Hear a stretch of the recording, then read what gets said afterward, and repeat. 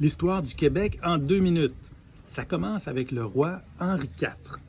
Henri IV, c'était un roi de France particulier parce que c'était le seul parmi tous les rois de France qui venait d'une famille protestante. En fait, lui, il a été obligé de se convertir.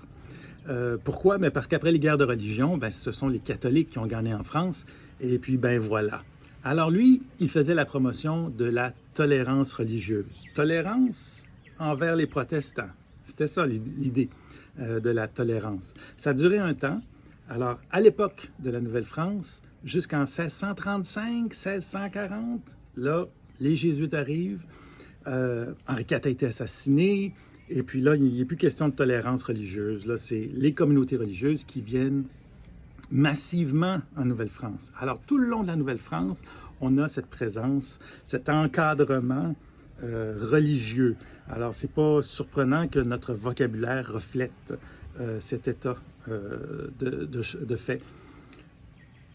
La Nouvelle-France, donc, une différence, une opposition entre les tolérants et les laisser-faire versus les fanatiques qui cherchent à les forcer à aller à la messe. Alors, on l'entend dans le vocabulaire.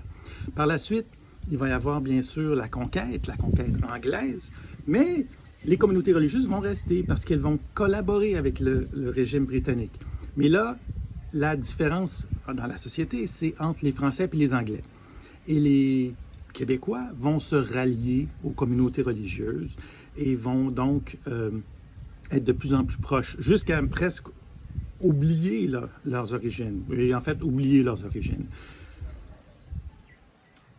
Maintenant, dans les années 60, qu'est-ce qui s'est passé? La Révolution tranquille, là, tout d'un coup, un grand vent de laïcité souffle sur le monde.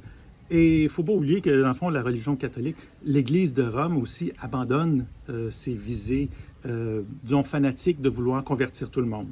Et puis là, ben, on est dans cette post-période. Mais depuis quelque temps, on est dans une nouvelle période. Alors, quelle est cette période? L'avenir est devant nous. Courage. Il faut connaître son passé pour comprendre son avenir. Et puis, dans notre histoire, il y a les solutions puis les idées nécessaires à bien comprendre notre avenir. Bonne journée.